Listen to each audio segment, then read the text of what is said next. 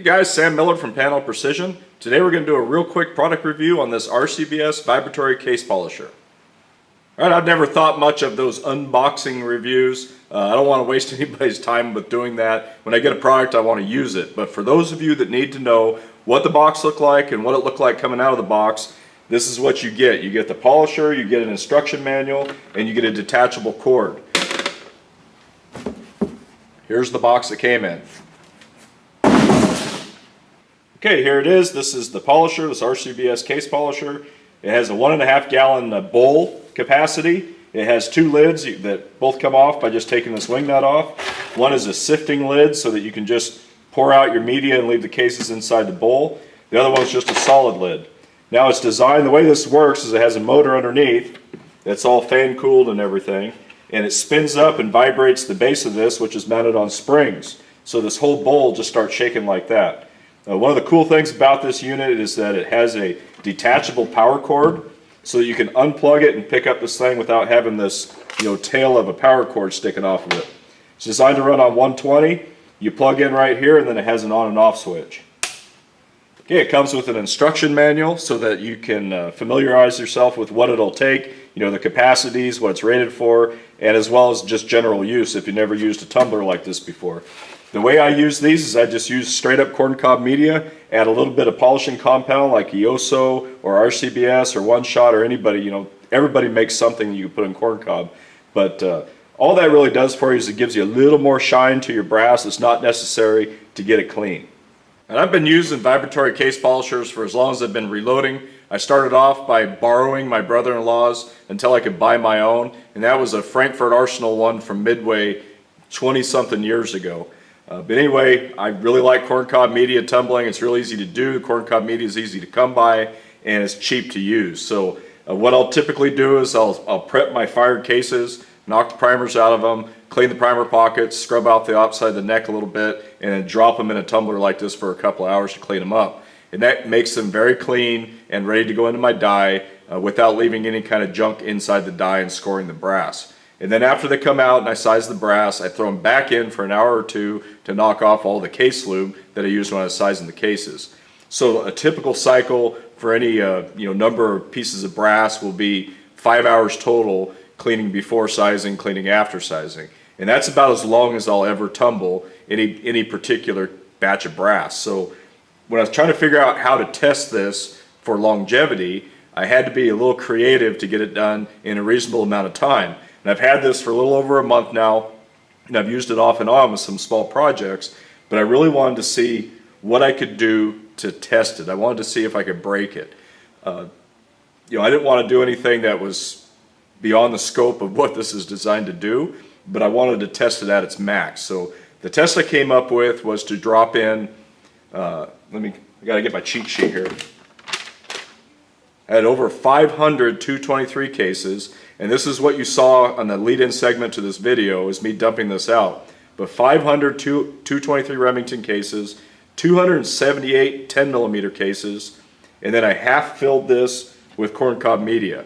So at the end of that I had 13 pounds. I actually weighed it, and it was 13 pounds inside this bowl, about 3/4 of the way up. Now it says it has a 14-pound capacity, so that's right up at the edge of that limit. I would never, I won't say I would never, but my typical reloading sessions would never come close to that many cases.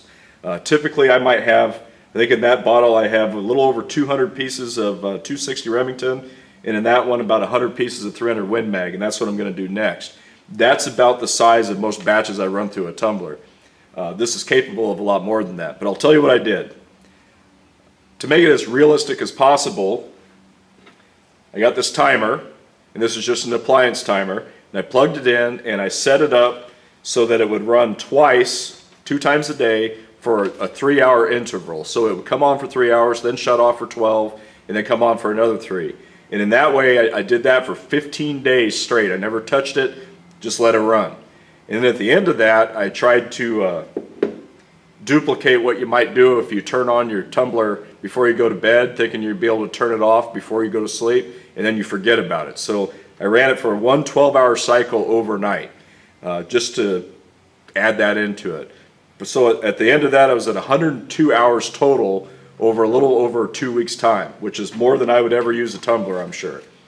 You know, time will tell how long it will last, but you know, from a review standpoint, I can't really wait 2, 3, 4, 5, 10 years from now and then tell you that this polisher works. So that was the best way I could come up with to test it in a reasonably short amount of time. But I'm confident in the machine. I think it'll work just fine, and it earned a permanent spot out here in my shop. Okay, so now I'll do a demo with a typical load. Okay, so the first thing I'm going to do is I'm going to dump some fresh media in here. Now the longevity or the useful life of your media will largely depend on what you try to clean in it. And that test that I did was pretty hard on media. All that junk from that suppressed rifle round, all those rounds had to go somewhere, and it embeds into this corncob media. So it's pretty much not useful anymore. But anyway, I fill up the bowl about halfway, and then I just start putting brass in. So what we have here is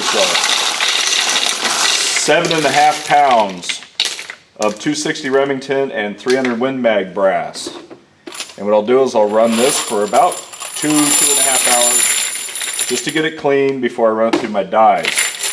So I don't normally do it that way. Normally what I do is I fire it up, and as it's running I start feeding brass into it, but you wouldn't be able to hear me talk if I did it the other way. So the brass is in there now.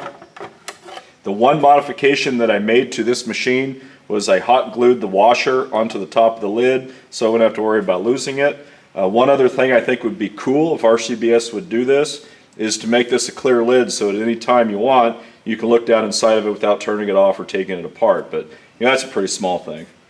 So now what we're going to do is slip the wing nut on here, tighten her down, and then it's got this removable cord, which is pretty cool. Just plug it into the back, plug it into the outlet, and hit the switch.